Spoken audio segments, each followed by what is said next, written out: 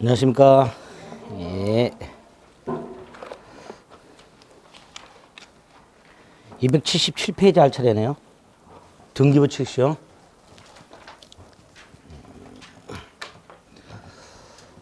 물건 강론 보고 있죠. 어렵다 그랬습니다, 내용이. 점유권 받죠. 많이 어려웠죠. 조문 위주로 봐달라 그랬습니다. 소유권 보고 있습니다. 소유권 중에서는 소유권 제한과 관련해서 상린관계에 있었고 거기에 주의토지통행권이라는 거 하나 봤죠. 아주 중요하다 그랬습니다. 소유권 취득을 보고 있는데요. 취득 중에서 계약 등 법률 행위로 취득하는 거 말고 법률 규정에 의한 취득. 그 법률 규정에 의한 취득 중에서 아주 중요한 취득시효. 지난 시간에 취득시효가 뭔지, 어떤 유형이 있는지, 취득시효를 통해서 취득할 수 없는 권리가 어떤 게 있는지, 그 다음에 부동산 점유취득시효라고 해서 245조 1항 여기까지 했죠. 그죠? 부동산 점유취득시효 20년간 소유에 서로 평온하고 공연하게 부동산을 점유한 자는 등기함으로써 소유권을 취득한다. 이게 제일 문제가 많다 그랬습니다. 그래서 지난주에 의요건 효과를 설명드리고 사례 형태로 나누는 걸 대비해라. 그걸 잠깐 설명드렸습니다. 그럼 다섯 번째 부동산 등기부 취득시효라는 게 있습니다. 점유취득시효 마찬가지로 의, 요건, 효과, 조문을 통해서 이 조문 속에 의, 요건, 효과가 다 들어있죠. 자, 부동산 등기부 취득시효는 뜻이 이런 거죠. 일단 소유자로 등기가 되어 있는 사람이, 소유자로 등기가 되어 있다면 이 사람이 소유자겠죠. 아닌 경우가 있죠. 누누이 말씀드렸지만 소유자로 등기가 되어 있으면 99.9% 이 사람이 소유자라 그랬어요. 아닌 경우가 있다 그랬죠. 그 사람. 소유자로 등기는 되어 있는데 소유자가 아닌 사람이 있더라면 그 사람이 10년간 점유취득시효는 몇 년이었었죠? 20년이었죠. 근데 10년입니다. 반토막 내줍니다. 그러니까 완화되어 있습니다. 요건이. 기간은 완화가 되어 있어요. 10년. 그 다음에 소유의 사로 평온하고 공연하게 점유해야 됩니다. 이건 점유취득시하고 똑같아요. 그런데 기간을 10년을 줄여주는 대신 추가되는 요건이죠. 선의, 무과실로 점유. 이렇게. 이따가 동산 점유취득시효 보면 알겠지만 10년짜리가 있고 5년짜리가 있습니다. 이렇게 기간을 반으로 줄여주면 추가 요건이 하나 들어옵니다. 선의, 무과실 점유가 추가됩니다. 등기부 취득시효 마찬가지입니다. 10년 점유인데 대신 선의, 무과실 점유까지 필요합니다. 그러면 이 사람은 이미 소유자로 등기가 되어 있기 때문에 소유권을 취득을 해요. 이게 등기부 취득시효입니다. 자, 어떤 경우인지 보겠습니다. 병소유 토지가 있어요. 병소유 토지가 있는데 이 병소유 토지예요. 그런데 그 토지 등기부에 병의 의지와는 상관없이 소유자가 갑으로 되어 있다가 매매를 원인으로 소유자가 을로 이전 등기가 되어 있더라. 우리 이제 상속재산 같은 경우 이런 경우가 꽤 됩니다. 부모님이 돌아가셨는데 부동산이 어떤 게 있는지 알려주지 않고 돌아가시는 경우. 뭐 이런 경우로 보면 분명히 내가 상속받았어요. 부모님이 돌아가시는 순간 내 거야. 근데 나는 그게 있는지 몰라. 그러다 보면 왕왕 다른 사람들을 통해서 등기가 이전되는 이런 경우가 가끔 있습니다. 분쟁도 꽤 있죠. 모르시나? 그래서 조상 땅 찾기 운동도 있고 그렇잖아요. 어쨌든 병소유 땅인데 등기부에는 이렇게 되어 있어요. 그리고 을이 점유도 하고 있어요. 나중에 병은 자기한테 땅이 있다는 사실을 알게 됐어요. 등기부를 떼어봤더니 요놈한테 등기가 되어 있더란 말이죠. 그럼 당연히 병과 을 사이에는 다툼이 생기겠죠. 자, 이럴 때 만약에 진짜 병소유라면 누누이 말씀드렸지만 이거 무효 등기였겠죠. 그죠? 갑등기 무효였을 거예요. 이 땅이 진짜 병소유 땅이라면 갑등기는 무효였을 것이고 당연히 등기행 공신력이 인정 안 되니까 이것도 무효가 된단 말이죠. 결국 을은 소송에서 패소하게 됩니다. 그렇죠? 이럴 때 만약에 을이 등기도 되고 점유한 상태가 10년이 됐다. 그럼 을은 뭘 주장할 수 있게 되는 거예요? 등기부 직시효를 주장할 수 있게 되는 거예요. 이럴 때 의미가 있습니다. 등기부 직시효는. 자, 이게 의의고 요건이고 효과입니다. 여기서 조금만 더. 좀 전에 말씀드렸듯이 요 소유자로 등기된 자, 얘가 진짜 소유자라면 이 등기는 유효하죠. 따라서 이 사람을 10년 점유한 다음에 또 소유권을 굳이 인정할 필요는 없죠. 이 등기가 유효하다면. 결국 등기부 직시효는 이 등기가 무효일 때 의미가 있게 됩니다. 그래서 대법원도 이 소유자로 등기한 자에서 그 등기는 반드시 적법 유효한 등기일 필요가 없다. 이렇게 말합니다. 나아가 최근 판례는 진정한 소유자로서 등기하고 점유하고 있었다면 이 점유는 취득시효 요건으로서의 점유일 필요가 없다. 취득시효 요건으로서 점유에 해당하지 않는다. 이렇게 얘기를 합니다. 결국 무효 등기일 때 의미가 있다. 그런 의미로 기억하시면 돼요. 무효 등기. 두 번째, 10년을 점유하되 소유에서로 평온공유 선이 무과실로 점유해야 되는데 나중에 병하고 소송이 붙었을 때 을은 지난번에 봤던 197조 1항에 의해서 을은 소유의 의사로 평온하고 공연하게 선의로 점유하는 것까지 추정이 되죠. 그러니까 병하고 소송이 붙었을 때 이거 증명 안 해도 돼요, 을은. 그런데 요거는 추정 규정이 있다 없다? 요거는 추정 규정이 없어요. 그러니까 을은 병하고 소송이 붙었을 때 무과실 점유만큼은 을이 증명을 해야 돼요. 무과실 점유만큼은. 뭐 어떻게 증명하는지는 소송 통해서 증명해야 되니까 좀 어렵습니다. 근데 어쨌든 을이 증명하라 이렇게 됩니다. 그 다음에 이 선의 무과실은 선의 무과실로 등기하라가 아니죠. 선의 무과실로 점유하랍니다. 점유. 그래서 선의 무과실은 등기에 관한 게 아니라 점유에 관한 거예요. 등기도 선의 무과실이 필요한 경우가 있습니다. 근데 어쨌든 요 선의 무과실로 등기하라가 아니라 선의 무과실로 점유하라 이런 뜻이고요. 그 다음에 10년 점유해야 되죠. 그러니까 선의 무과실인 상태로 10년이어야 되느냐의 문제가 생겨요. 그렇죠? 우리 대방 아니다. 점유를 개시할 때만 선의 무과실이면 된다. 점유는 10년 해야 되지만 그 점유가 선의 무과실 점유로 10년일 필요는 없다. 점유를 시작할 때만 선의 무과실이면 충분하다. 뭐 이런 의미로 우리 대법원 등기부 직시효를 설명하고 있습니다. 뭐 요 정도 등기부 직시효는 기억하시면 돼요. 그 다음에 문제가 되는 게 마지막으로 병과 을이 소송이 붙었는데 병이 진정한 소유자라면 을은 등기부 직시효밖에 주장할 게 없을 텐데 등기부 직시효를 인정받으려면 10년 해야 돼요. 10년. 근데 얘가 등기하고 점유한 7년밖에 안 됐어요. 그럼 을은 소송에서 지겠죠. 자, 이때 만약에 갑도 등기되어 있었고 갑도 점유를 하고 있었다. 근데 갑이 등기 및 점유한 기간이 만약에 3년이었다. 지난 시간에 199조를 봤었어요. 점유를 승계한 사람은 자신만의 점유를 주장할 수도 있고 전점유자의 점유를 아울러 주장할 수도 있었죠. 기억나세요? 전점유자의 점유를 합할 수 있다고 그랬어요. 합하면 되겠죠. 그럼 10년 점유가 될 거예요. 전점유자 3년을 합쳐서 내가 7년이니까 합치면 10년 점유가 될 겁니다. 이건 당연히 인정될 거예요. 199조에 의해서. 그죠? 문제는 등기승계가 인정이 되느냐예요. 등기승계. 규정이 없어요. 등기승계는. 그런데 우리 대법원 이런 경우에 점유승계만 인정하고 등기승계를 인정 안 하면 점유승계 의미 없지 않냐. 등기승계도 인정한다. 판례가. 그래서 전 등기명인의 등기, 전 점유자 점유를 합하여 10년이면 충분하다. 합하여 10년이면 충분하다. 됐죠? 이렇게 점유승계와 등기승계까지 인정하고 있다는 거. 조문 확인하시고 양가라 1번에 동그라미 1번 두 줄 쭉 내려서 동그라미 2번 등기승계, 점유승계 및 등기승계도 인정하고 있다는 거. 다음 페이지 쭉 내려서 양가로 2번. 동그라미 1, 동그라미 2.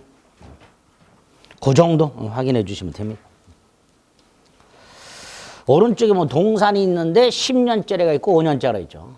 5년짜리는 기간을 반을 줄여주는 대신 플러스 뭐가 필요하다? 선의 무과실점유가 필요하다. 뭐 그거 확인하시면 됩니다. 5번 취득시 효과를 말씀드렸죠. 지난주에 점유 취득시효. 등기하기 전까지 소유권 취득할 수 없다라는 거 말씀을 드렸었고요. 다음 페이지 점유한 자는 등기함으로써 소유권을 취득한다고 말씀을 드렸고요. 오른쪽에 등기 후의 효과라고 해서 동그라미 2번까지 체크를 했었습니다. 그렇죠? 지난주 했던 거니까 다시 한번 확인하시면 됩니다. 요 정도가 취득시효다 생각하시면 됩니다. 자, 법률 규정의 소유권 취득 제일 중요한 거 취득시효 봤어요. 그 다음 두 번째가 무주물 선점, 유실물 습득, 매장물 관계내는 게 있는데요. 조문만 확인하시면 됩니다. 먼저 무주물이란 주인이 없는 물건이죠. 두 개가 있죠. 동산과 부동산이 있는데 동산만 소유이사로 점유한 자가 소유권을 취득하도록 되어 있는 반면에 무주의 부동산은 국유라고 되어 있죠. 좋은 건 국가가 다 가져가요. 무주의 부동산은 국유. 두 번째 유실물. 유실물은 이제 우리 뭐 잃어버린 물건 생각하시면 되죠. 홍수나면 한강 같은데 지금은 안 그렇지만 돼지 둥둥 떠내려고 이런 거. 주우면 돼요. 줍는 게 뭐예요? 습득. 다만 소유자를 찾아야 됩니다. 공고를 하고요. 유실물법에 의해서 6개월 동안 소유자가 나타나지 않으면 습득자가 소유권을 취득합니다. 당연히 유실물도 동산의 하나겠죠. 나는 건물을 잃어버렸어. 이런 거 있을 수 없겠죠. 반면에 이쪽 매장물이 있습니다. 매장물은요, 땅 같은 데 묻혀 있는 것만 하죠. 이것도 무주물은 아니기 때문에 공고를 해야 되고요. 1년이 지나야 됩니다. 이때 매장된 물건은 동산일 수도 있고 부동산일 수도 있는데 학자들이 예를 드는 게 웃겨. 땅 파다 나온 고대 건축물, 뭐 이걸 예를 들어요. 이게 도대체 뭐 하자는 얘기인지. 하여튼 부동산도 된대. 그래서 예를 들어요. 그렇게. 어쨌든 무주물은 동산, 유실물도 동산만 되지만 선점이나 습득이. 매장물은 동산, 부동산을 불문한다. 두 번째. 무주물이나 유실물은 선점 또는 습득해서 점유를 해야 돼요. 근데 매장물은 발견만 하면 돼요. 그렇죠? 발견만 하면 됩니다. 세 번째, 공고해야 되고 1년 지나야 돼요. 유실물은 그러니까 6개월이에요. 매장물은 1년이에요.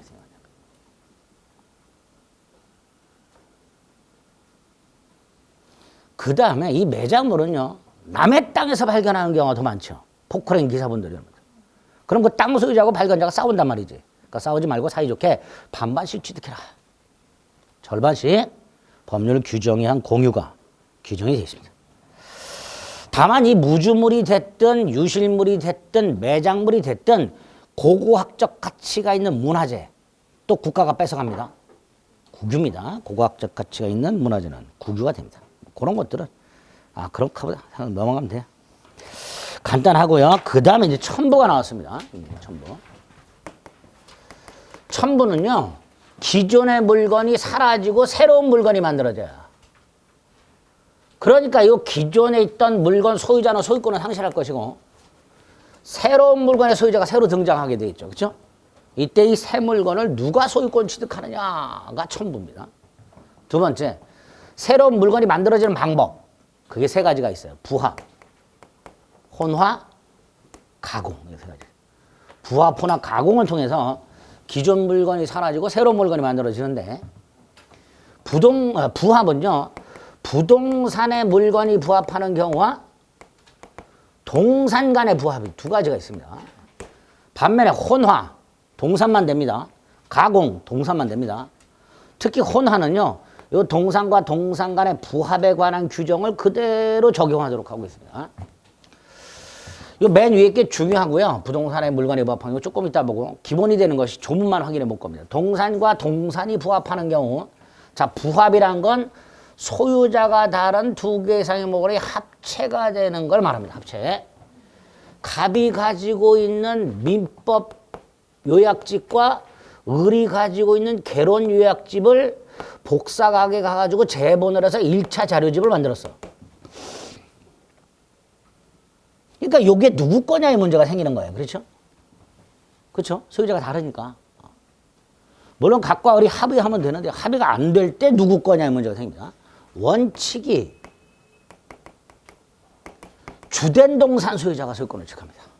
그러면 어떤 게 주고 어떤 게 종인지 판단해야 되죠? 네? 어떤 게 주예요? 오늘은 민법이 주겠죠. 개론 시간에는 개론이 주죠. 그러니까 주종을 구별할 수 있어요, 없어요? 없어요. 없을 때는 부합 당시 가액 비율. 예컨대 민법은 10,000원에 팔리고 있고 개론은 8,000원에 팔리고 있어요. 그럼 10대 8의 비율로 공유. 균등한 비율이 아니라 부합 당시 가액 비율로 공유. 이렇게 됩니다. 부합 당시 가액 비율로 공유. 법률 규정에 한 공유입니다. 그걸 그대로 혼화에 적용을 합니다. 혼화는 섞이는 거예요.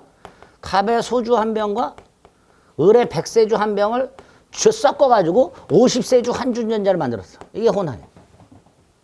따로따로 마시면 되는데 섞어 먹었어. 이렇게. 주전자. 이게 혼화입니다. 이게 누구 거냐. 똑같아요. 원칙 주된 동산 소유자. 자, 그럼 어떤 게 주예요? 구별 어렵죠? 소주하고 발렌타인을 섞어서 발렌타인이 주가 될 거야. 근데 소주하고 백세주 섞어서 별 차이가 안 나. 주종 구별할 수 없을 때는 혼화 당시 가액 비율 1,000원, 2,000원 1대 2의 비율로 공유. 이렇게. 갑이 한 잔 먹고 을은 2잔 먹고 그러면 되는 거예요. 그죠? 그대로 적용합니다. 요거로. 가공.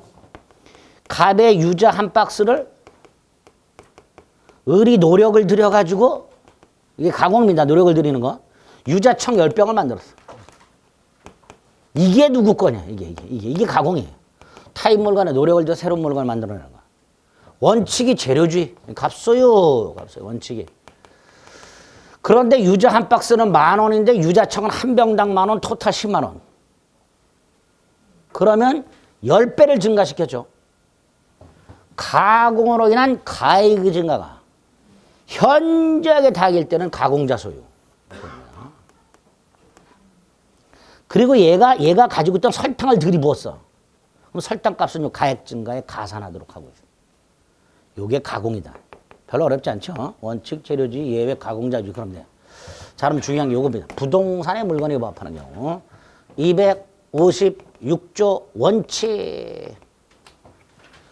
부동산의 물건이 부합하는 경우에 이 전체적으로 물건은 부동산 소유자에게 속한다. 이게 원칙입니다. 부동산의 물건이 부합하는 경우 원칙, 기존 부동산 소유자의 소유에 속한다. 그래서 갑소유 땅에 을이 나무를 심었어. 땅과 나무가 합체됐죠. 그죠? 이게 부합이에요. 그럼 이 나무는 누구 거?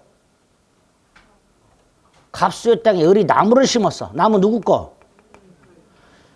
갑소유.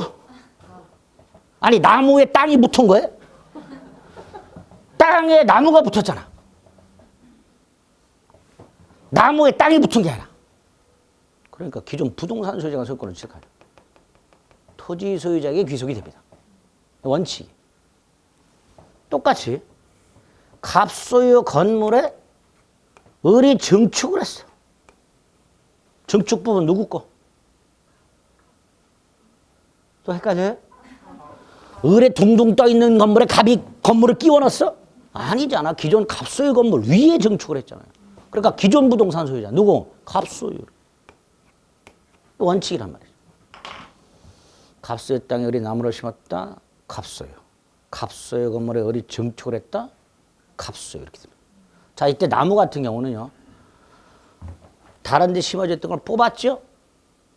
동산이죠? 갖다 심었죠? 부동산에 동산이 부합된 겁니다. 반면에 건물에 건물이 부합된 걸 봅니다. 이거는. 우리 대법원은. 예? 학자들은 무슨 개소리냐 그러는데요. 대법원은 죽어라. 건물에 건물이 부합된 걸 봅니다. 즉 부동산에 부동산이 부합된 걸로 봐요. 결국 두 번째 부합되는 물건은 동산일 수도 있고 부동산일 수도 있고 그죠?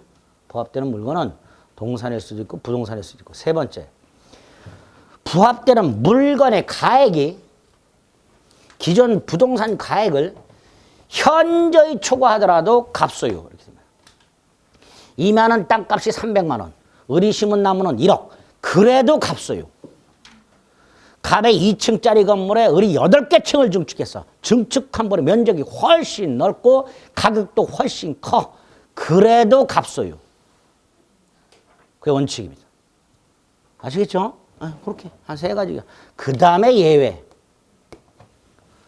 타인이 권한에 의하여 부속시킨 때라고 합니다. 부합이 아니라.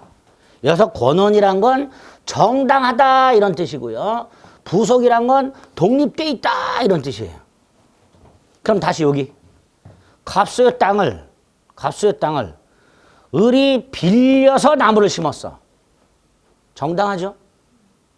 그리고 이름표를 붙였어. 명인망법. 독립돼 있죠?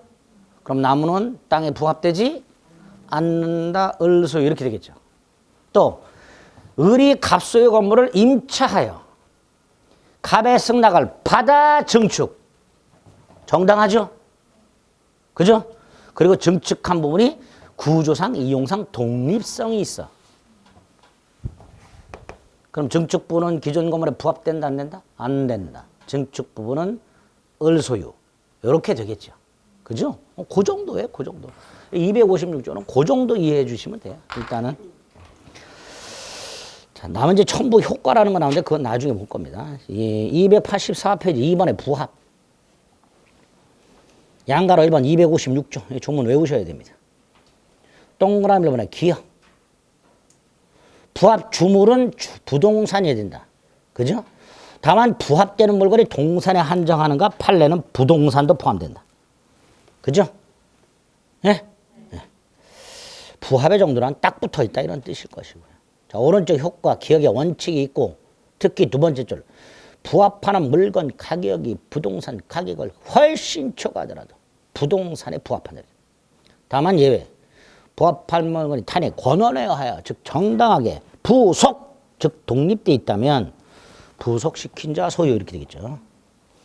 당연히 네 번째 줄 정당하더라도 독립성이 없다면 다시 부합되겠죠. 그래서 부합이 안 되려면 요건이 두 개. 정당 플러스 독립. 맨 밑에 비교 판례 보세요. 토지 소유자의 승낙 없이 토지 임차인 승낙만 받아서 나무를 심었어. 그럼 그 나무는 토지 소유권에 귀속한다. 네? 을이 갑소의 땅을 빌렸어요. 그럼 을이 나무를 심어야 돼. 근데 병이 심었어. 갑의 입장은 황당하겠죠. 나는 을 보고 심어라 그랬는데 병 네가 왜 심었냐? 근데 병이 을이 심으라 그랬는데요. 안 된단 말이에요. 정당하지 않단 말이죠. 예, 그래서 나무 소유권을 주장할 수가 없게 됩니다. 다음 페이지 건물의 부합. A.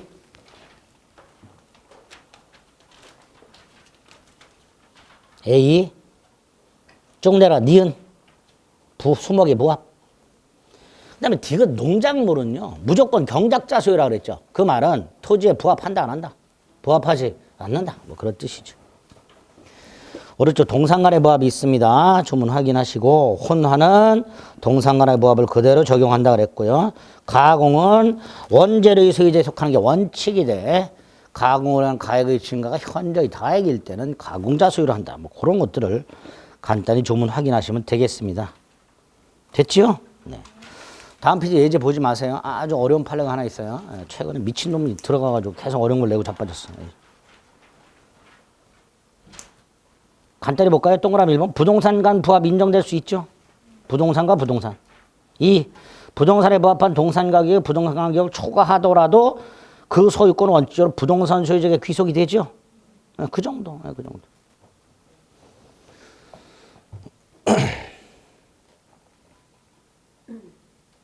기본이 되는 일단 조문을 오늘 확인해 주시면 되겠습니다. 그다음에 소유권에 의한 물권자고 청권 나왔는데 오늘은 건너뜁니다. 292페이지 공동소유로 갑니다. 자, 소유권에서 나올 만한 게 주의토지투행권 나올 만하다 그랬고 취득시효 중에 부동산 점유취득시효 나올 만하다 그랬어요. 그렇죠? 거기 꼭 나온다 그랬어요. 마지막이 공동소유 중에 공유. 거기 꼭 나온다고 보시면 되죠. 공동소유는 하나의 물건이고 하나의 소유권인데 소유자가 여러 명인 걸 말합니다. 하나의 물건, 하나의 소유권, 수인의 소유자. 이게 공동소유예요. 그러니까 이 여러 명의 소유자가 소유권 하나를 쪼개서 가지고 있겠죠. 그게 공동소유가 됩니다.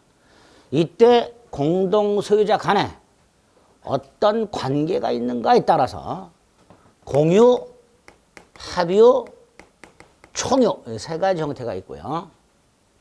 합유하고 총유를 뺀 나머지가 공유입니다. 합유하고 총유를 뺀 나머지가 공유입니다. 그래서 우리는 합유하고 총유를 먼저 봅니다. 합유하고 총유를 먼저 봅니다.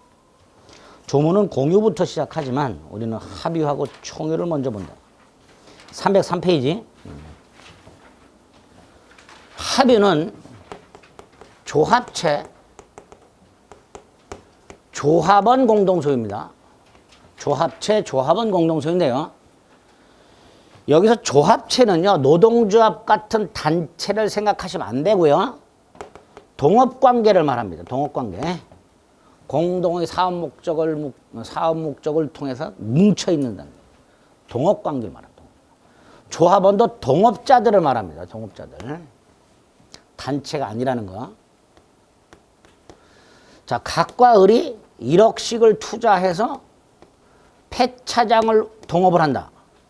그래서 폐차장 부지를 매입을 했고 폐차 파쇄기 10대를 매입을 했다. 뭐 이렇게 삼각 이것도 있어야 되죠. 그 뭐라 그래. 하여튼 그런 거 샀어. 이 땅하고 파쇄기가 각과의 합유가 되는 거예요. 이게 합유가 됩니다. 공유가 아닙니다. 합유. 동업관계의 공동소유물. 그걸 합유라고 합니다. 동업관계의 공동소유물. 당연히 각과 을은 땅과 파쇄기에 대해서 지분이 존재합니다. 지분. 투자한 액수만큼. 단, 이 지분 처분 자유가 없습니다. 지분을 팔아먹는다는 것은 다른 합유자 입장에서 보면 동업자가 바뀝니다. 그렇죠? 그러니까 함부로 지분 팔아먹을 수가 없습니다. 지분을 처분하려면 전원동의가 필요합니다. 전원동의. 지분 처분의 자유가 없다.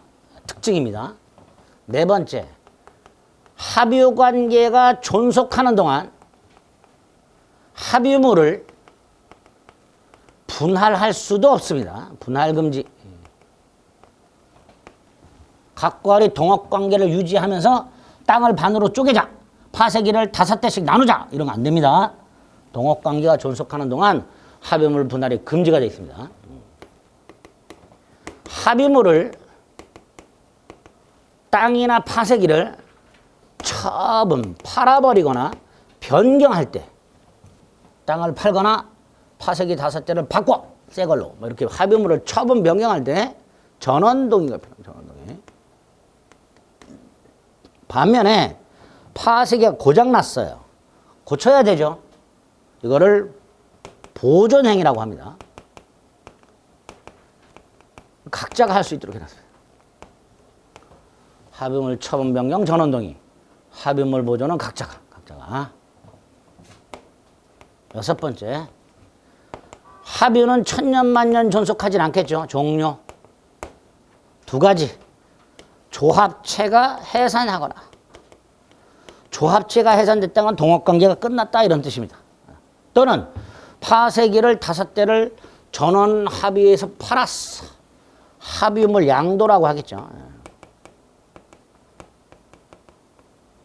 그럼 합유가 끝나겠지. 팔아먹은 물건은 더 이상 합유가 아니겠지. 그리고 남은 돈 나눠야지요. 합유가 종료되면 그때는 분할이 가능합니다. 이 합유물 분할에는 공유물 분할에 관한 규정을 적용하도록 하고 있습니다. 부동산 같은 거 등기하더라도 합유라고만 등기할 뿐 지분 같은 건 등기 안 됩니다. 7번째. 갑이 사망했어요. 지분 어떻게 될까요? 보통 사망하면 상속되지요. 그럼 갑의 지분이 상속이 될까요? 상속이 되면 을의 입장에서 또 뭐가 바뀌어? 에? 갑이 사망해서 상속인이 상속을 받았어. 을의 입장에서 누가 바뀌었어? 동업자가 바뀌어요. 상속되면 된다, 안 된다? 안 된다. 합유 지분은 상속이 되지 않습니다. 남아있는 합유자에게 귀속이 되고요. 사망한 합유자의 상속인에게는 지분을 청산해 줍니다. 합의 지분은 상속되지 않는다. 뭐 이런 것들이 하위에서 기억을 해 주셔야 될 내용들입니다. 딱 요 정도만 너무 깊게 생각하지 마세요. 두 번째 총유. 총유는 비법인 사단 구성원인 사원 공동소유. 요게 총유입니다. 여기서 말하는 사단이란 단체를 말하고요. 비법인이란 설립 등기를 하지 않았다는 거예요. 설립 등기. 우리나라에서는 반드시 설립 등기를 해야 법인이 됩니다. 그리고 비법인이라면 권리를 가질 수가 없어요. 권리 능정 없는 사단 이렇게 됩니다. 많지요. 종중, 교회, 사찰, 아파트 입주자 대표회, 분유회, 등산 낚시 조기 축구 회, 동창회, 일진회, 예? 구리역 사거리파 뭐 이렇게 많아. 그런 단체들이 설립 등기를 안 했어요. 그게 비법인 사단입니다. 그러면 A동창회가 설립 등기를 하지 않은 채 회원들 회비를 걷어가지고 동창회 건물을 샀을 때 이 A동창회는 설립 등기를 안 했기 때문에 권리를 가질 수가 없어. 그래서 회원들의 총유로 인정하는 회원들의 총유. 그게 총유가 됩니다. 여기서 총유는요. 지분이라는 게 존재하질 않아. 그래서 동창회 회비 따박따박 내고 계신 분들 동창회에서 무슨 모임이 있거나 여행 갈 때 몸이 아파도 따라가야죠. 안 따라가고 나도 돈 냈는데 어쩌고 주장 못합니다. 내 지분 주장 못합니다. 악착같이 동창회 돈 낸 분들은 빼먹을 다 빼먹어야 돼. 동창회 해산되기 전에. 지분이란 게 존재하지 않고요. 그래서 설령 동창회가 해산하더라도 이 건물을 회원들이 나누지 못합니다. 분할 자체가 안 됩니다. 정관 등에 따라서 처분을 해야지 회원들끼리 나눠 갖고 이런 거 안 됩니다. 안 됩니다. 분할이라는 건 지분 비율로 나누는 건데요. 총회는 지분 자체가 없기 때문에 나눌 수가 없습니다. 네 번째, 이 총유물. 총유물에 대해서 원래 단체는요, 회칙이 있죠. 회칙이 있잖아. 그건 이제 정관기탁 규약이라고 하는데요. 여기 다 정해져 있어요. 어떻게 할 것인가 다 정해져 있어. 합의는 동업계약 관계에서 내용이 다 정해져 있어. 그래서 내용이 별로 없어요. 민법에. 총유도 마찬가지예요. 여기 대부분 다 정해져 있어. 그런데 만약에 없다면 이 총유물에 대해서 두 갈래. 총유물에 대한 관리 처분하고요. 총유물에 대한 사용 수익을 어떻게 할 것인가를 우리 민법이 규정해놨어요. 총유물에 대한 건물에 대한 관리 처분은 총회 결의를 거치도록 하고 있고요. 사용 수익은 정관 기타 규약에 따라 각자가 할 수 있도록 해놨습니다.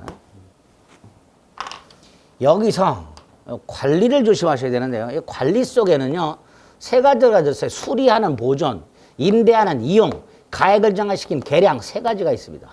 건물 수리, 보존, 건물 임대, 이용, 건물 외벽 리모델링해서 건물 가격을 올려, 계량 세 가지가 들어있는데 합의물 보존 각자가 할 수 있다고 그랬죠. 공유물 보존도 각자가 할 수 있다는 규정이 있어요. 그런데 총유물에는 그런 규정이 없어요. 그래서 총유물 보존 행위 각자 할 수 있다 땡 총회 결의를 거쳐라 이렇게 됩니다. 총유물 보존 행위 총회 결의를 거쳐야 됩니다.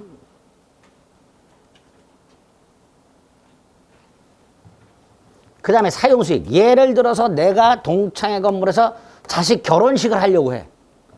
그럼 건물을 사용하는 거죠. 어떻게? 각자가. 그렇죠? 뭐에 정해진 대로? 정관 따위에 정해진 대로. 그게 사용수익이 됩니다. 이렇게 총유물에 대한 관리 처분과 총유물에 대한 사용수익에 관한 규정을 두고 있고 이거 헷갈립니다. 암기하셔야 됩니다. 관리 처분은 총회 결의 이렇게 되죠. 츠 이렇게 되죠. 사용 수익은 정관 기타 규약에 따라 쓱 되죠. 쓱 스스지 예, 스스지 예. 외우시는 거예요. 안 그러면 헷갈려 이거. 관리 차원은 총유결의, 사용식은 정관기타 규약조차. 마지막으로 이 총유물에 대한 권리와 의무를 취득하거나 상실하려면 어떻게 돼야 되는가? 저 동창의 건물에 대한 권리와 의무를 내가 취득하고 싶어. 뭐 어떻게 해야 될까요? 취득하려면 동창에 가입하면 되죠. 그죠? 회원이 되면 되잖아.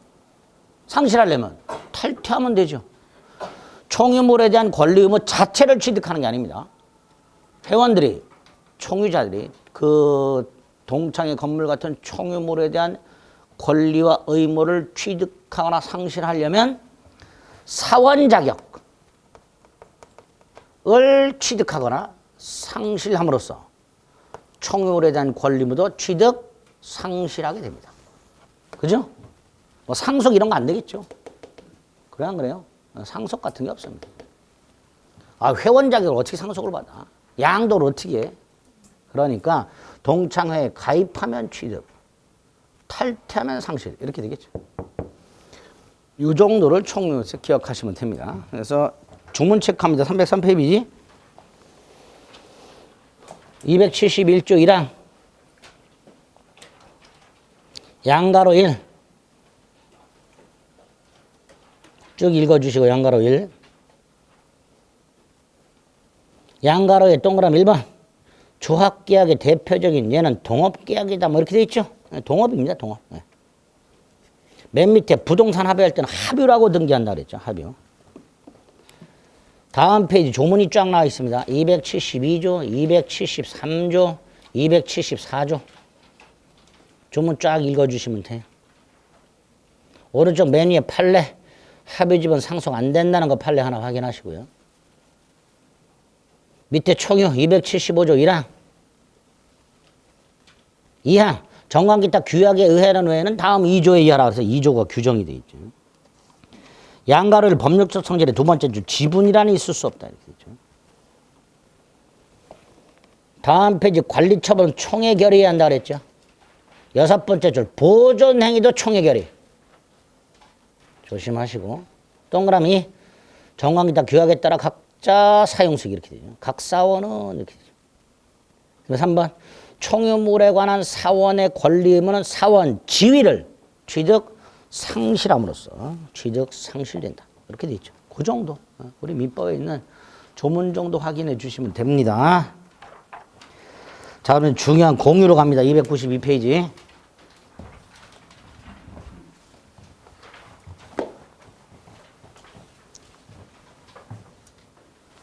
공유는 일단 개념이 물건이 지분에 의하여 수인의 소유로 한때 이렇게 돼요. 그리고 이 사람들 사이는 아무런 인적 결합이 없어요. 그냥 물건이 지분에 의하여 수인의 소유로 된 때 이렇게만 돼 있어요. 그 사람들의 무슨 조합체, 조합원도 아니고 사단, 비법인 사단의 구성원도 아니고 그런 말이 없어. 그냥 여러 사람이 지분을 통해서 하나의 물건을 같이 소유하고 있는 거. 그걸 싸잡아서 뭐라 하자. 공유. 대표 중에 뭐가 있어요? 상속인들. 갑이 A 토지를 갖고 있다가 사망을 했어. 자식이 셋이 있었어. 을병정. 상속인들은 피상속인의 땅을 공유하게. 공유. 합유도 아니고 총유도 아니고 공유.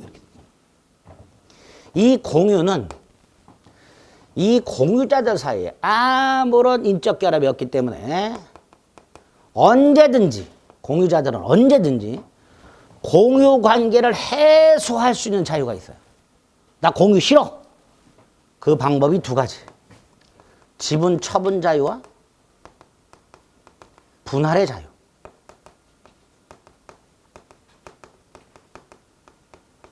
이게 두 가지 자유를 줍니다. 지분 처분 자유와 공유 분할의 자유 둘 다 뭐예요? 공유 관계에서 탈퇴할 수 있는, 공유 관계를 해소할 수 있는 자유를 주는 거예요. 아무런 인적 결합이 없는 자들 사이에 공동 소유 관계를 강제할 이유가 없는 거야. 그래서 언제든지 공유 관계를 해소할 수 있는 자유를 두 개를 줍니다. 지분 처분 자유와 공유 분할의 자유. 세 번째, 공유 관계는 당연히 법률 행위로 성립하는 경우와 법률 규정으로 성립하는 경우가 있겠죠. 법률 규정으로 성립하는 경우 이미 우리는 세 개를 봤어요, 오늘. 기억나실란가? 예? 예. 타인 토지의 매장물, 토지 소유자와 발견자가 절반씩 공유, 주종을 구별할 수 없는 부합물, 부합 당시 가액별로 공유, 주종을 구별할 수 없는 혼합물, 혼합 당시 가액별로 공유. 봤죠? 법률 규정에서 나왔어요. 자, 여기서 이제 지분이 나옵니다. 지분. 지분은 하나의 소유권의 비율이 되겠죠. 비율. 소유권 비율. 그게 지분이 됩니다. 그 비율은 당사자 합의로 정해지거나 법률 규정에서 매장물 같은 거 절반씩, 부합물, 혼합물, 혼합당식, 부합당식, 가액 비율 이렇게 법이 비율을 정해주거나 그런데 당사자가 비율을 정한 적도 없고 법에서 정해지지도 않았어. 그럼 비율이 불분명하죠. 그럴 때를 대비해서 균, 등, 추, 정. 균, 등, 추, 정. 세 번째, 지분 처분 자유가 있다고 그랬죠. 지분 처분 자유가 있다는 게 무슨 뜻이야? 3분의 1 상속 지분을 갖고 있던 공유자을 이 지분을 병정 동의 없이도 팔아먹을 수 있다 이런 뜻이야. 나아가 이 처분에는요. 담보를 제공하고 지분의 저당권 설정하는 것까지를 포함합니다. 각 공유자는 다른 공유자의 동의 없이도 지분 양도할 수 있고 지분을 담보로 돈을 빌리면서 저당권을 설정할 수 있다. 그게 지분 처분 자유입니다. 네 번째, 이 지분은 공유물 전부에 효력이 미칩니다. 지분은 착각하시면 안 되는데요. 예를 들어서 을병정이 900평짜리 땅을 3분의 1씩 공유하고 있을 때 을병정이 각 300평씩 자신 지분별에 해당되는 면적인 300평씩을 독점적으로 사용수익할 수 있다 없다? 을병정이. 예? 있다 없다? 없다라니까. 을의 집은 공유물 900평 전체, 병의 집은 공유물 900평 전체, 정의 집은 공유물 900평 전체 효력이 미칩니다. 따라서 어떤 공유자도 다른 공유자와의 협의 없이는 공유물의 전부가 됐든 자신의 지분비율에 해당되는 면적이 됐든 독점적이고 배타적으로 사용수익할 수가 없다. 예? 이유는 공유자의 공유지분은 공유물 전부의 효력이 미친다. 그럼 이렇게 독점적으로 300평씩 사용수익하려면 어떻게 되나요? 뒤에 나와요. 그게 공유물 관리에 해당되고요. 지분의 과반수로 협의해서 결정하라 이렇게 돼 있어요. 예? 어쨌든 다른 공유자와 협의 없이는 공유물의 전부가 됐든 일부가 됐든 독점적 사용수익은 금지. 이유, 공유지분은 공유물 전부의 효력이 미치죠. 그래서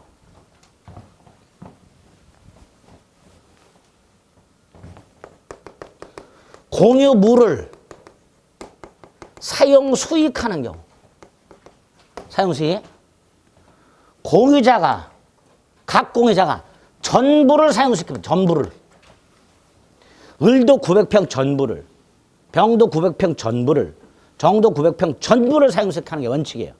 다만 독점적으로 사용시키가 안 되죠. 그러니까 지분 비율로.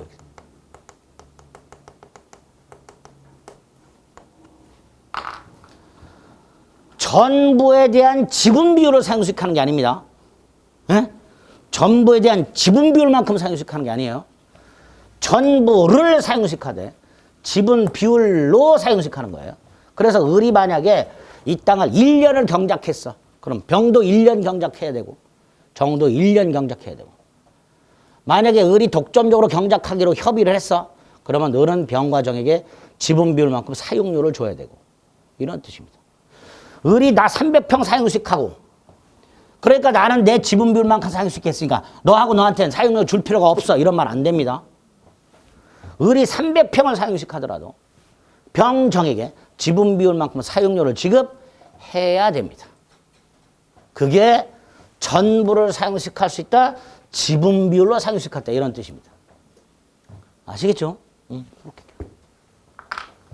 공유물 전부에 효력이 미친다. 다섯 번째, 지분의 탄력성. 을이 공유 지분을 포기하거나 상속인 없이 사망을 하게 되면 부동산의 경우에는 무주의 부동산 지분이 되죠. 그죠? 그럼 국유가 된단 말이죠. 이거 막아야 되죠. 그래서 공유자가 상속인 없이 사망을 하거나 공유 지분을 포기하게 되면 그자의 공유 지분은 다른 공유자에게 귀속이 됩니다. 다른 공유자의 지분 비율 3분의 1대 3분의 1, 즉 1대 1의 비율로 귀속이 됩니다. 그래서 을하고 병하고 정의 지분이 1에 가까워지죠. 그죠? 1에 가까워져. 1에. 요거를 지분의 탄력성 이렇게 불러요. 그게 267조. 지분은 요 정도. 그 다음에 공유물, 이 땅, 공유물. 사용수익 전부를 지분 비율로. 전부를 사용수익 지분 비율로. 이 자동차를 생각하면 더 쉬워요. 을병정이 자동차를 공유해. 3분의 1씩 사용해야 돼? 전체를 사용해야죠. 갑이 일주일 타고 다녔어, 을이. 그럼 병도 일주일, 정도 일주일. 그런 의미예요. 두 번째, 세금. 어떻게 해야 돼요? 지분 비율로 부담해야지. 세금이 90만 원 나왔어. 30만 원씩 부담하란 말이지. 그런데 이 자식이 세금을 안 내고 1년 이상이 지체가 됐어. 정의. 그러면 다른 공유자가 이 의무를 지취한 공유자에 대해서 상당한 가액을 제공하면서 지분을 팔아. 그럼 팔아야 됩니다. 지분 매수 청구가 있고요. 공유물, 이 땅 팔아먹거나 변경할 때는 전원동의 받아라. 공유물 처분 변경은 전원동의를 받아라. 처분은 팔아먹거나 담보권 설정하는 걸 말할 것이고요. 변경은 뭐냐?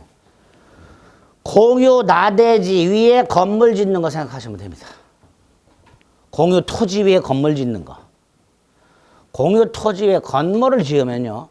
공유 토지 나대지가 대지로 변경. 그렇죠? 따라서 이때는 무슨 동의? 전원동의. 네 번째, 관리. 관리는 아까 보존이 있었죠? 예컨대 건물을 공유하고 있어. 엘리베이터 같은 게 고장났어. 수선해야지요. 그게 보존. 임대해, 이용. 1층 분식집을 내보내고 스벅을 입주시켜. 건물 외벽을 리모델링을 해. 건물 가격이 올라가. 개량. 세 가지를 말합니다. 관리는. 그런데 이 중에서 보존만은 따로 떼서 각자가 그럼 보존을 제외한 관리는 어떻게 하나? 아주 중요하죠. 공유자의 지분의 과반수. 공유자의 과반수가 아니라 공유자의 지분의 과반수. 절대로 잊으시면 안 돼요. 지분의 과반수. 그럼 보세요. 을병정이 3분의 1씩 공유하던 땅을 무에게 임대를 해. 관리죠? 그죠? 이용행위잖아요. 수익을 내는 거. 자, 임대할 때 전원동의 받을 필요 있어요, 없어요? 없지. 둘만 동의해도 3분의 2잖아. 그러니까 병정 합의로 병정만 합의해도 3분의 2니까 을의 동의 없이도 임대할 수 있다. 이렇게 됩니다. 그죠? 그러면 이런 경우는 이 땅을 을이 3분의 2, 병이 6분의 1, 정이 6분의 1. 이 땅을 무에게 임대를 해. 이때 병정 합의만으로 임대할 수 있다 없다? 병정 합의만으로. 있어요 없어요? 없지. 병정 합의해봐야 3분의 1이잖아. 예? 3분의 1밖에 안 돼요. 반면에 얘는 3분의 2죠. 을은 병정 합의 없이 단독으로 임대할 수 있다 없다? 있다. 그래서 공유자 대가리수의 과반수가 아니고요. 지분의 과반수. 공유자의 과반수가 아니라 공유자의 지분의 과반수. 절대로 잊으시면 안 돼요. 이때 관리. 임대하는 거 관리죠. 해지하는 것도 관리겠지. 임차인의 갱신 요구 거절하는 것도 관리입니다. 또 아까 말씀드렸죠. 공유자 중 과반수 지분권자는 공유물의 특정 부분에 대한 배타적 사용식을 정할 수 있다. 좀 전에 제가 뭐라 했어요? 어떤 공유자도 다른 공유자와 협의 없이는 공유물의 전부가 됐든 일부가 됐든 배타적으로 사용식을 못한다 그랬죠. 하려면 지분의 과반수 협의가 필요하다. 협의하면 돼요. 을병정이 모여서 또는 과반수 지분권자가 단독으로 공유물의 전부 또는 일부를 배타적 사용식을 결정할 수 있다. 이것도 관리. 공유물의 전부 또는 일부를 배타적 사용식을 정하는 것, 이것도 관리. 그래서 전원 동의가 아니라 지분의 과반수 동의로 필요하다. 꼭 기억하셔야 됩니다. 공유가 판례가 굉장히 복잡한 게 많아요. 근데 그 판례 복잡한 거를 지금 1월달, 2월달 순환에 소개를 시켰다가는 짐을 싸. 짐을 싸요. 머리가 깨진다. 그래서 오늘은 조문 위주로 달달달달 외우셔야 돼요. 조문이 완벽하게 머리에 암기됐다는 전제에서 3월달, 5월달에 판례를 쉬운 것부터 추가할 거예요. 그래야 받아들여야죠. 처음부터 드립다 판례 보시는 분들이 계셔. 박스 쳐놓은 거 막 읽고 막 읽혀지지도 않는 거. 막. 좁쌀 같은 글씨로 돼 있는 거 막 그걸 막 쳐다보고 있어. 그리고 머리가 아프대. 보지 마세요. 조문 위주로 보시고 이따 확인해 드릴 겁니다. 암기해야 돼요. 쫙. 마지막이 공유물 분할이 나와요. 첫째, 분할의 자유가 있다 그랬죠. 단 5년 범위 내에서 금지 특약할 수 있고 분할하지 않기로 5년 내 기간 정해서 1년, 2년, 3년, 4년, 5년까지 6년 안 돼. 5년 범위 내에서 분할하지 않는 금지 특약할 수 있고 법률에서 금지되는 경우도 있더라. 공유로 추정되는 경계표, 담 같은 것들, 집합 건물의 공유인 복도, 계단 같은 것들 공용 부분이라고 이렇게 당사자가 원을 넘지 않는 범위 내에서 분할 금지 특약을 하거나 법률 규정에서 금지되는 경우를 제외하고는 분할의 자유가 있다. 자, 이때 분할의 자유란 공유자 중 1인이 다른 공유자들을 상대로 분할합시다 라고 청구를 하게 되면 다른 공유자들은 거절을 못합니다. 분할해야 돼. 만약에 공유물 분할을 할 때 다른 공유자들의 동의가 필요하다면 분할의 자유는 없는 거죠. 분할의 자유라는 건 공유자 중 한 사람이 분할합시다. 그러면 분할해야 돼. 그래서 공유물 분할 청구는 다른 공유자의 동의 승낙을 받을 필요가 없어. 일방적인 거예요. 형성권이죠. 자, 분할 청구했습니다. 공유자 전원은 설령 다른 공유자들은 분할을 원하지 않아도 분할 협의에 응할 의무가 생깁니다. 전원이. 여기서 이 협의는 분할의 방법을 협의하는 겁니다. 분할할지 말지를 협의하는 게 아니에요. 어떻게 분할할 것인가를 협의합니다. 이때 방법이 3가지. 땅을 아예 나누자, 현물 쪼개자, 현물 분할. 팔아서 돈을 나누자, 대금 분할. 을이 단독으로 소유권을 취하고 병하고 정에게 지분을 돈으로 계산해 주자. 가격 배상.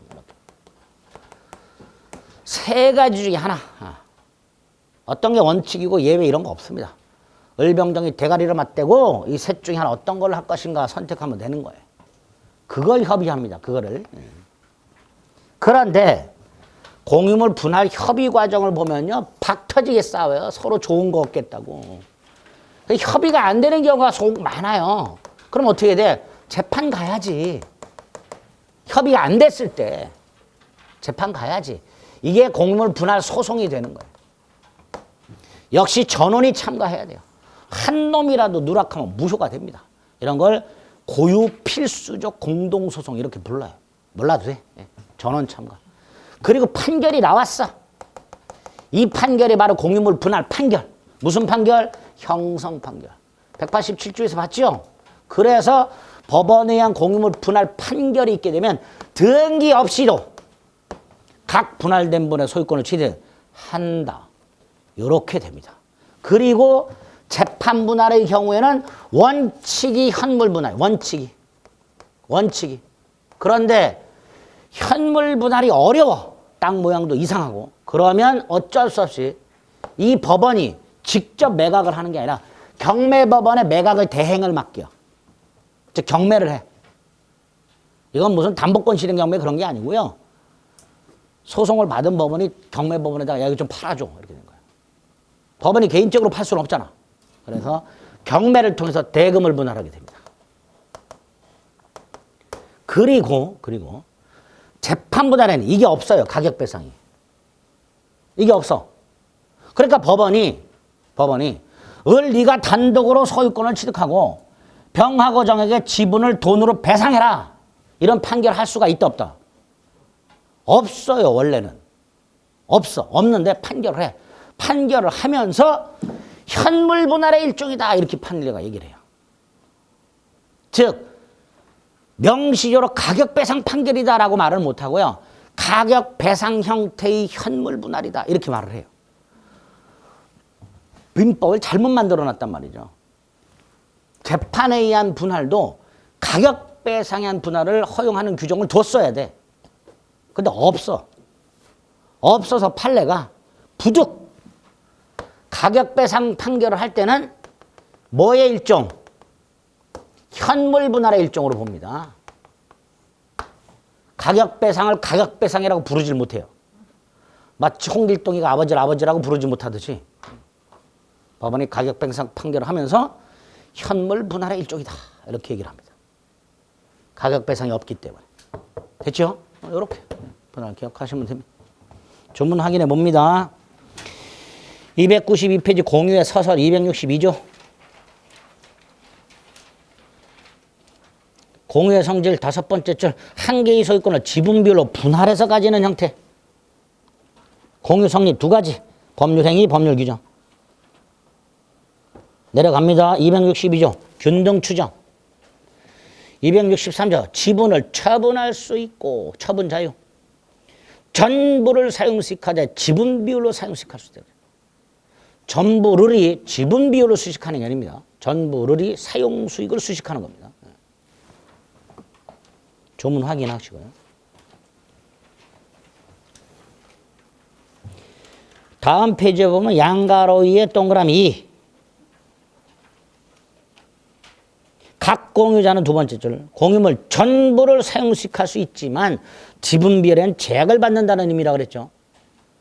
공유물 전부에 대한 지분 비율만큼만 사용수익하는 게 아니라 그랬어요. 그래서 공유자 간에 특별한 합의가 없는 한, 과반수 지분에 의한 합의가 없는 한 공유자 1위는 공유물 전부 또는 일부를 배타적, 독점적으로 사용할 수가 없게 됩니다. 267조 지분의 탄력성 있죠. 조문 오른쪽 264조 처분 변경 밑으로 내려 265조 관리하고 보존. 보존은 각자가, 관리는 지분의 과반수. 쭉쭉 넘어가서 297페이지 관리행위란 297페이지 이용 계량 행위를 말한다. A. 임대 이런 것들. B. 갱신 요구 거절 같은 것들. 그런 것들이 관리가 된다. 반면에 맨 밑에 판례. 나대지 공유 토지 위에 건물을 신축하는 건 관리다 변경이다. 공유 나대지 위에 건물을 짓는 것은 관리다 변경이다. 변경, 전원동의. 지분 과반수 안 돼. 전원동의. 그죠?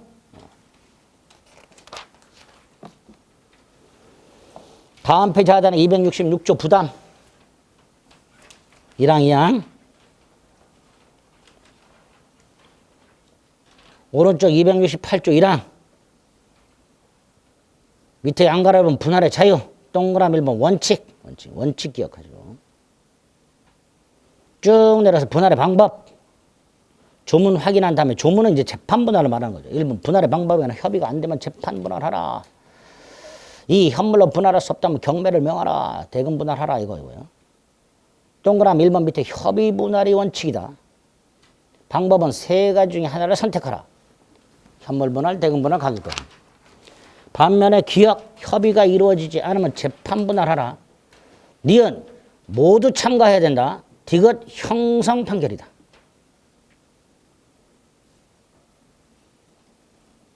그죠?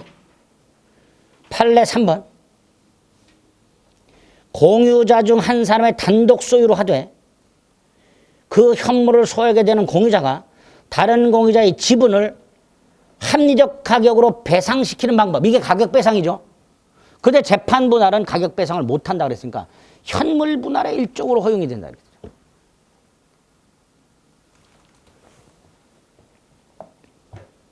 그 정도 확인해 주시면 되겠습니다. 됐죠? 됐습니다. 그래서 공동소유 다 봤습니다. 302페이지 구분소유적 공유는 쳐다도 보지 마세요. 나중에 부동산 실거자 명의등기에 관한 법률 가서 살짝 볼 겁니다. 소유권 끝났어요. 아주 중요합니다.